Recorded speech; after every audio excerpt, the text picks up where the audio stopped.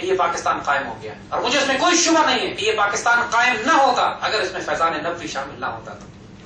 اور اب یہ آنے والی نسلوں کی ذمہ داری ہے کہ جو وعدہ انہوں نے اللہ سے کیا ہے کہ اس پاکستان کو خلافت راشدہ کی بنیاد پر تعمیر کریں گے، اس وعدے کو پورا کریں، تاکہ جو وعدے اللہ نے ان سے کیے ہیں اللہ ان کو اس وعدے کے مطابق عطا فرمائے۔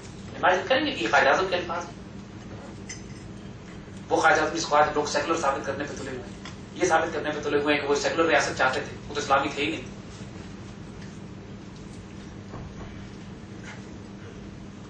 اس پاکستان کا بننا 1400 سال کی مسلم تاریخ کا یہ دوسرا واقعہ ہے کہ مدینے کی اسلامی ریاست کے بعد ایک نظریاتی اسلامی ریاست قائم کی جائے۔ اور حیرت دیکھیے، میں بنیادی طور پر الحمدللہ ہم تاریخ کے طالب علم بھی ہیں، جیو پالیٹکس، جیو اسٹریٹجی اور نیشنل سیکورٹی بھی ہمارا سبجیکٹ ہے۔ قرآن الحمدللہ ایک پیشن بھی ہے، پیار بھی ہے۔ جب ان ساری چیزوں کو آپ آپس میں ریلیٹ کرتے ہیں تو جو سملیرٹی پاکستان کی اس مدینے کی ریاست سے ملتی ہے وہ اتنی حیرت انگیز، اتنی سٹننگ ہے کہ وجود کے رونگٹے کھڑے ہو جاتے ہیں۔ یقین کیجیے وجود کے رونگٹے کھڑے ہو جاتے ہیں۔ وہاں بھی مکے کے مشرکوں کے ساتھ ہجرت کر کے مدینے کی ریاست بنائی جاتی ہے، یہاں بھی ہندوستان کے مشرکوں سے ہجرت کر کے پاکستان کی ریاست بنائی جاتی ہے۔ وہاں بھی پیدل پہ جھڑپیں ہوتی ہیں ان کے ساتھ، یہاں بھی ہماری پیدل پہ جھڑپیں ان کے ساتھ ہو رہی ہیں۔ وہاں ایک فیصلہ کن جنگ ہوئی تھی جس کے بعد فتح مکہ ہوتا ہے، وہ انشاءاللہ ہمارا ہونا ہے ہندوستان کے ساتھ۔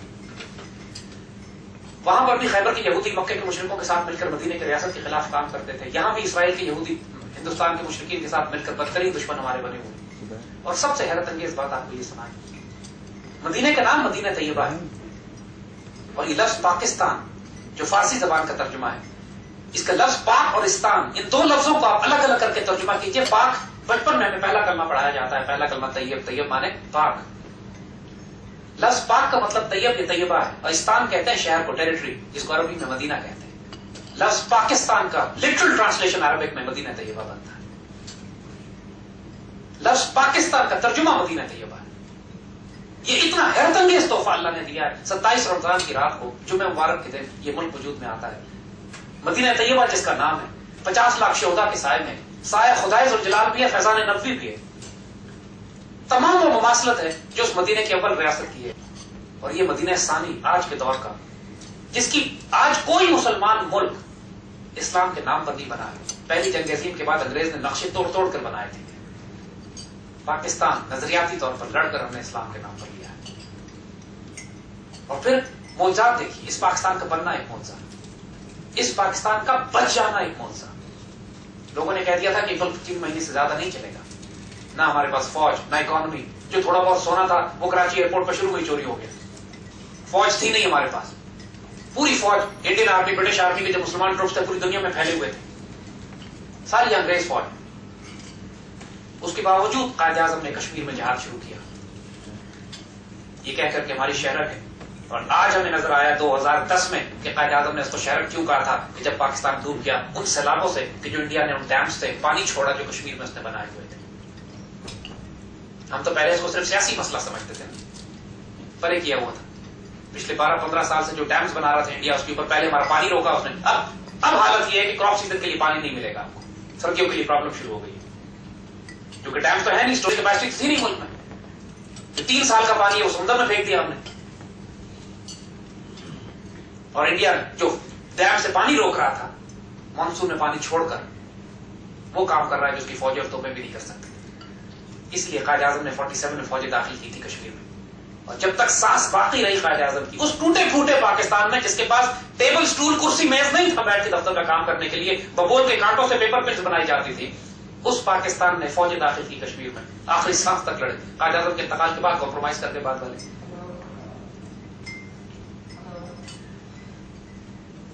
یہ پاکستان، اس کا بچ جانا معجزہ۔ اور پھر سب سے کمال کی بات، 1971 کے بعد جب یہ ملک ٹوٹتا ہے، جب ہم نے اللہ سے کیے وعدے پورے نہیں کیے، ہمیں نقصان اٹھانا پڑا، ہمیں چوٹ لگی، لیکن جو پاکستان بنا ہے یہ ناممکنات میں سے ایک عجیب معجزے میں سے نہیں ہے کہ 9 سال کے اندر اندر ہم ایٹمی طاقت بھی بن چکے تھے۔ Against all odds, historic impossibility once again, we became the sole Muslim nuclear power to this day. اور آج پوری دنیا کو اٹھا کے دیکھ لیجئے، اگر کفر کسی ملک کے خلاف محاذ بنائے بیٹھا ہے تو وہ پاکستان ہے۔ نارتھ افریقہ میں کسی مسلمان ملک کے خلاف، مڈل ایسٹ میں کسی مسلمان کو کوئی کیمپین نہیں بیٹھو، سینٹرل ایشیا میں کوئی کیمپین کسی مسلمان ملک کے خلاف نہیں ہے تو مشرق و مغرب کا کفر ہمیں گھیر کے بیٹھا۔ آپ کو پسند آئے یہ بات کہ نہ پسند آئے، اللہ نے چن لیا ہے آپ کو اس بات کے لیے کہ اللہ کے دین کو دنیا میں غالب اور نافذ کرنے کی ڈیوٹی آپ کو دے دی گئی ہے۔ اس پاکستان میں کچھ بھی نہیں ہونا، اس کو فکر نہ کریں۔ ایسٹ پاکستان کا الگ ہونا بھی اللہ تعالیٰ کی طرف سے ایک روحانی معجزہ تھا، ایک وزڈم ہے اس کی، ایک راز ہے۔ تکلیف بہت ہوئی، چوٹیں ہمیں بڑی لگی، انڈیا کو بھولے نہیں، اس کا حساب ہم الگ چکائیں گے انشاءاللہ، لیکن سیاسی طور پر اپنے حکمرانوں کی نااہلی کی وجہ سے وہ ہمارے لیے ایکسس بیگیج بن گیا تھا۔ علامہ اقبال نے جس پاکستان کا خواب دیکھا تھا اس میں بنگال شامل نہیں تھا، اس کے اندر یہ پاکستان تھا۔ بنگال کے مسلمانوں کے ساتھ ہم دوبارہ مل جائیں گے جا کے انشاءاللہ، جب ایک دفعہ جس طرح پہلے ہم نے کیا تھا تاریخ میں ایک دفعہ۔ میرے آبا و اجداد، میرے والد کا تعلق بہار سے، اور وہ ایک ہمارے آبا و اجداد، ان کا نام حضرت ابراہیم ملک بیاہ، ایک بزرگ ہیں کہ جو بغداد سے نکلے، شیخ عبد القادر جیلانی کی اولاد سے افغانستان پہنچے، ایک مسلمان جنرل تھے، اور پھر مسلمان فوجوں کے ساتھ آپ نے ہندوستان فتح کرنے میں کیمپینز کی اور بہار کا صوبہ فتح کیا جائے، اور وہاں سے بنگال مسلمان فوجوں کو داخل کیا۔ یہ ہماری تاریخ رہی ہے ہمیشہ سے۔ اس پاکستان کے خطے سے، افغانستان سے، پاکستان کے خطے سے آتے ہیں، دہلی فتح کرتے ہوئے مشرق کی طرف بڑھتے چلے جاتے ہیں، پھر بہار اور بنگال۔ یہ انشاءاللہ ایک دفعہ پھر یہ کیمپین دہرائی جائے گی۔ حضور صلی اللہ علیہ وسلم نے اس کی حدیث شریف میں خوشخبری اور بشارت دی ہے کہ غزوہ ہند ہوگا، اور یہ آخری دور کی حدیث ہے، یہ اول دور کی نہیں ہے۔ جو حالات جس طرح کے بلڈ ہو رہے ہیں from a geopolitical point of view also, ہمیں نظر آ رہا ہے کہ انڈیا کے ساتھ ایک فائنل شو ڈاؤن ہوگا ہمارا۔ محبت اور پیار سے زیادہ عرصہ تو نہیں رہ سکیں گے ہم ان کے ساتھ، لیکن جو فائنل کانفلکٹ ہوگا شروع وہ کریں گے انشاءاللہ، ختم اس کو ہم کریں گے۔ اس وقت اس پاکستان کے جو حالات آپ دیکھ رہے ہیں ان سے بالکل نہ گھبرائیے گا۔ 21ویں صدی کے آغاز میں دشمن ایک نئے کھیل کو کھیل رہا ہے۔ پہلی جنگ کے بعد انہوں نے مسلمان دنیا کو توڑ کے چھوٹے ملکوں میں تقسیم کیا۔ 20ویں صدی کے آخر میں انہوں نے ایک نیا تجربہ کیا کہ جب ایٹمی ایج، جب کولڈ وار ایرا ختم ہو گیا، سوویت یونین ٹوٹ گیا، تو انہوں نے ملکوں کو توڑنے کے لیے ایک نئی جنگی حکمت عملی مرتب کی جس کو 4th جنریشن وار کہتے ہیں، جس کے نتیجے میں ملکوں میں قہر برپا کیا جاتا ہے، صوبائیت، لاقانونیت، فرقواریت، قومیت، عصبیت، لسانیت، اس کی بنیاد پر قوم کو لڑوایا جاتا ہے۔ ویک کرپٹ انکمپٹنٹ بدبخت حکومت مسلط کی جاتی ہے۔ IMF کے شرائط کے ذریعے قرضے اور ٹیکسز کے ذریعے قوم کی معیشت، اکانومی کو تباہ کیا جاتا ہے، اور جب صوبے آپس میں لڑ پڑتے ہیں تو اس کے بعد ان کو حصے بکھرے کر کے یوگوسلاویا کو توڑ کر 6 ملکوں میں تقسیم کر دیا انہوں نے۔ یورپ کا سب سے طاقتور ملک تھا، بچے نہیں جانتے لیکن آپ بڑے یہاں پہ سب واقف ہیں اس بات سے کہ مارشل ٹیٹو کے زمانے میں یوگوسلاویا دنیا کی 5ویں بڑی فوج تھی، اتنی بڑی فوج تھی کہ انڈیا کو اسلحہ وہ سپلائی کرتے تھے۔ آج یوگوسلاویا کا نام و نشان مٹا دیا انہوں نے 4 سال کی جنگ میں، بوسنین وار، بالکن وار میں۔ اس کو 4th جنریشن وار کہتے ہیں، 4تھی نسل کی جنگ، اور یہی جنگ انہوں نے اس کے بعد عراق پہ مسلط کی، یہی جنگ افغانستان پہ مسلط کرنا چاہ رہے ہیں، اور یہی جنگ آج پاکستان پر مسلط ہے۔ پاکستان پر اس وقت جو جنگ آپ دیکھ رہے ہیں، مشرف حکومت نے جو بدبختیاں کی، اس کے بعد فیصلہ کن طور پر پاکستان کو 5 حصوں میں توڑنے کے لیے انہوں نے اس حکومت کو، اس جمہوریت کے ڈرامے کو مسلط کر کے پاکستان پر اس حکومت کو مسلط کیا۔ اور اس حکومت کے آتے ہی دیکھیے عوامی نیشنل پارٹی جو ہمیشہ سے پاکستان کے وجود کے خلاف رہی ہے، اس کو صوبہ سرحد میں حکومت دی گئی۔ MQM جو بنیادی طور پر پاکستان کے وجود کے خلاف ہے، اس کو سندھ میں حکومت دی گئی۔ بلوچستان میں کوئی حکومت ہی نہیں ہے، وہاں سارے سب نیشنلسٹ سیپریٹسٹ ایلیمنٹس کو وہاں پہ لا کے حکومت دی گئی، اور مرکز پاکستان کا ان کے حوالے کر دیا گیا کہ جو اللہ کے عذابوں میں سے ایک عذاب، امت کی مصیبتوں میں سے ایک مصیبت ہے۔ اور ان کا کھیل پھر یہی تھا، یعنی ہر وہ عمل کیا عوامی نیشنل پارٹی کی حکومت نے کہ پاکستان کے صوبوں میں فرنٹیئر میں خاص طور پر فساد، قتل و غارت، کچھ تو خون برپا کر دیا جائے۔ ہزارہ پختونخوا کا نام تبدیل کیا، نتیجتاً پورے صوبے ہزارہ کے نام پہ بغاوت کھڑی ہوگی۔ آپ سر طرف ہزارہ صوبے کے بورڈ لگے ہوئے ہیں، حالانکہ کوئی صوبہ ہزارہ نہیں بنا ہوا لیکن بورڈ لگے ہوئے ہیں، بغاوت برپا ہو چکی ہے وہاں پہ آلریڈی۔ مزید بغاوت برپا کرنا چاہتے ہیں، جب پشتو کو کمپلسری کرنا چاہتے ہیں وہ ان علاقوں میں بھی کہ جو پشتو اسپیکرز نہیں ہیں، پھر ایک بغاوت برپا ہوگی وہاں پہ۔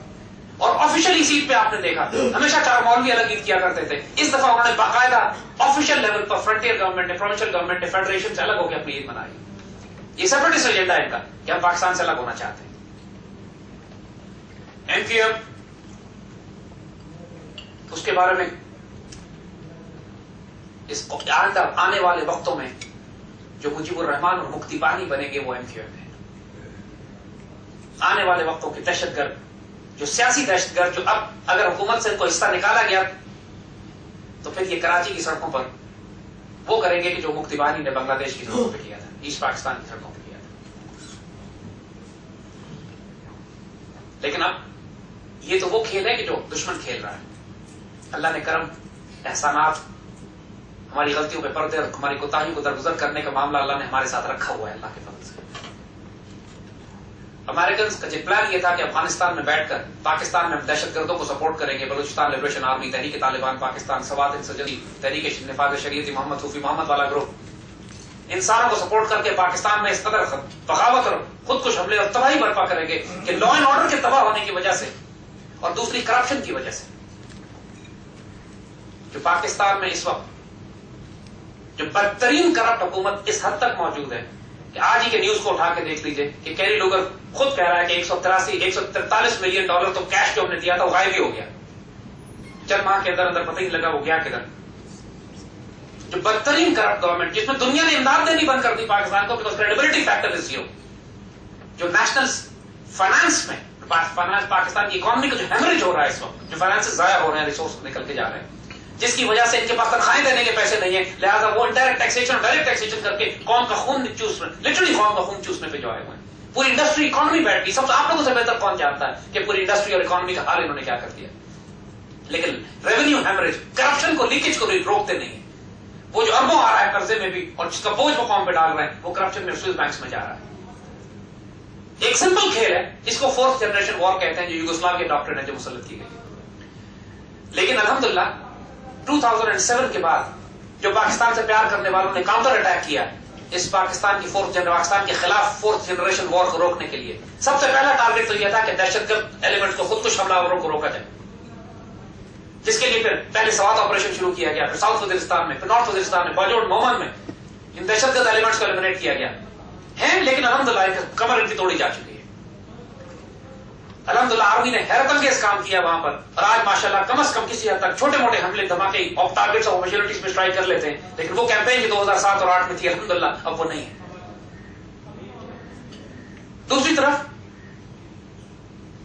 جس چیز میں دخل بالکل نہیں دیا جا سکا تھا لیکن اب الحمدللہ سپریم کورٹ جس میں دخل دے رہی ہے، چیف جسٹس کو بحال کرانے کا مقصد یہی تھا کہ کم از کم جوڈیشل پروسیس کے ذریعے اس حکومت کو تھوڑی سی لگام ڈالی جائے، اور اب الحمدللہ اچھی خاصی لگام ان کو ڈالی جا رہی ہے. حالات تو اب اس طرح کے ہو گئے کہ اب تخلق کی بات کی جا رہی ہے کہ یا حکومت رہے گی یا سپریم کورٹ رہے گی. انشاءاللہ سپریم کورٹ رہے گی. اور دوسری طرف پاکستان آرمی کسی حد تک کوشش کر کے لا اینڈ آرڈر کو سیکیور کرنے کی کوشش کر رہی ہے، مگر پاکستان کے نوجوانوں میں، پیٹریوٹک ایلیمنٹس میں اقبال ریوائو ہوئے ہیں. جو سب سے حیرت انگیز اور خوبصورت اور خوشائن بات یہ کہ اقبال کی آئیڈیالوجی نوجوان طبقے میں ریوائو ہوئی ہے. اب تو موبلنگ بھی اور ٹیلی نار بھی ماشاءاللہ اپنے اشتہار کو بنا رہے ہیں کہ پاکستان کو وہ مستقبل دکھا رہے ہیں کہ آئندہ آنے والے وقتوں میں ایک پاکستان جس کی ہاں اور نہ میں دنیا کے فیصلے ہوں گے انشاءاللہ، جو امت مسلمہ کی قیادت کرے گا انشاءاللہ، جس پاکستان میں عدل اور انصاف کا وہ ماڈل ہوگا جو خلافت راستہ کے نظام میں دیکھا کرتے تھے. ایک ہے